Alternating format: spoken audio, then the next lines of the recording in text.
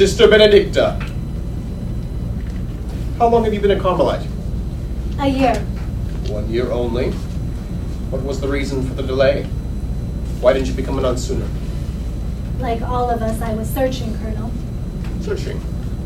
For what? Truth? The meaning of life? The essence of man? Leave the triteness for the academicians, sister. They thrive on it. We are all searching, you say. What am I searching for? Strength, Colonel. What? Strength. Sister, are you aware of the power I have? The power of life and death? Over you. Over people in Germany. Over people in Europe. Is there a greater strength? You are being evasive, Colonel. You are astute. To what am I evading? You refuse to admit you seek strength because you fear such an admission would belie strength, would be weakness. I will admit your analysis somewhat, but I will not admit your usage of the word strength. What I seek, sister, is idyllic.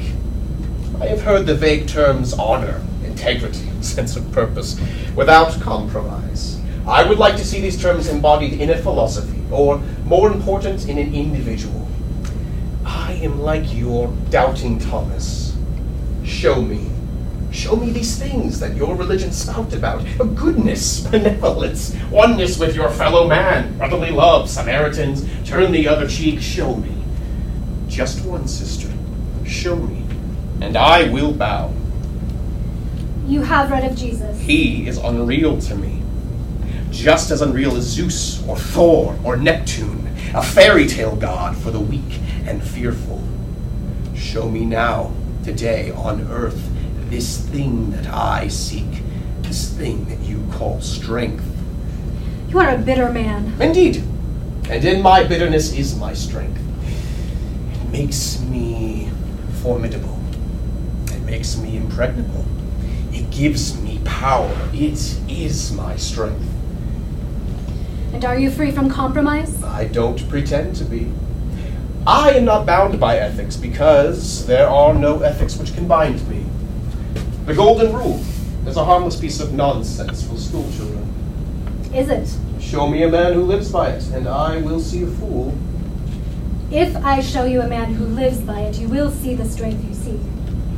And if I show you a man who dies by it, you will be shamed.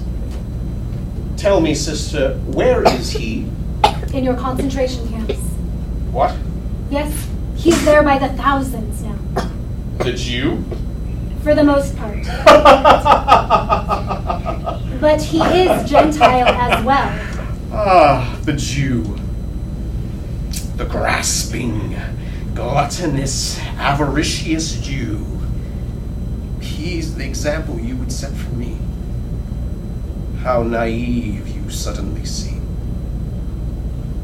Would you like to visit a camp sometime and see how this paragon of brotherly love informs on his fellow man, ingratiates himself for a modicum of extra comfort at the expense of his fellow man?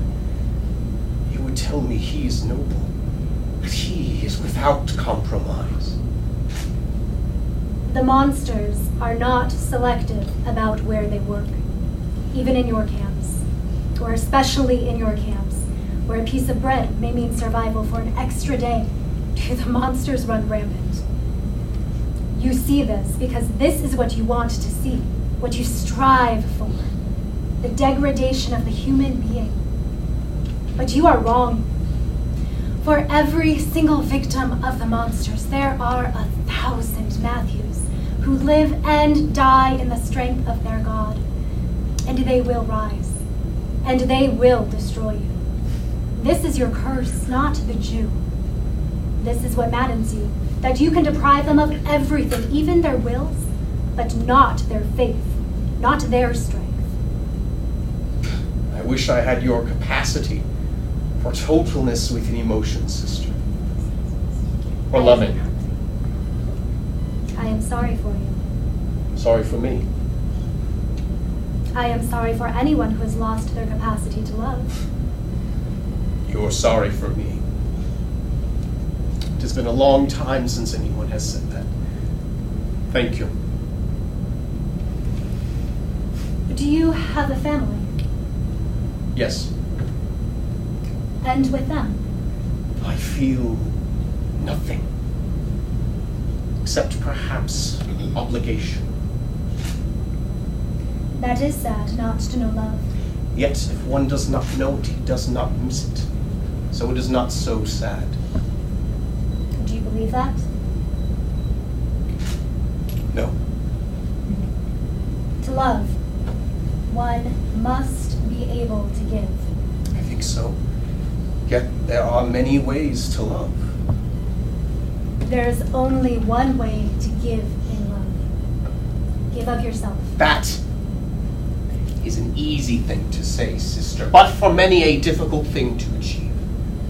To what extent does one give of himself? Part to love, part to business, part to religion. There is nothing left for himself. Love is selfish. Love demands much. And love rewards in kind with love. Perhaps, sister. But I find it difficult to be total in any emotion. Even hate. You are unique for a Nazi soldier. And you, sister, are very frank and open. An admirable quality, but in our time, an essentially dangerous one. I wonder, sister, are you ever tortured by doubts? No one is infallible. My doubts and weaknesses are a source of great distress for me. That is another thing we have in common. You are distressed. Continually. Sister, you know, I have come here to find the woman Edith Stein. She is a Jewess who, according to our information, has taken the vows of a Carmelite and is cloistered in a convent. Possibly this one. This does not surprise you. I am surprised. At what I've told you? Or the fact that I know?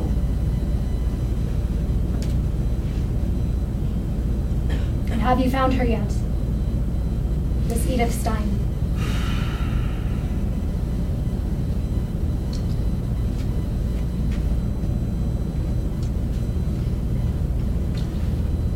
There are many nuns in this convent, sister. At this moment, I've only spoken to Sister Theresia Benedicta. You may go. Thank you. You may go, sister. Sister, I will go on searching. Goodbye, Colonel.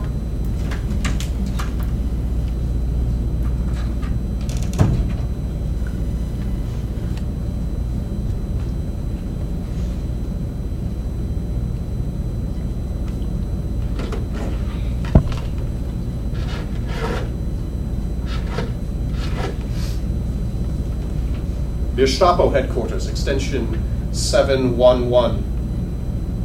Major. Yes, it is I. I have found her. She is at the convent. Send a car down immediately. I will wait.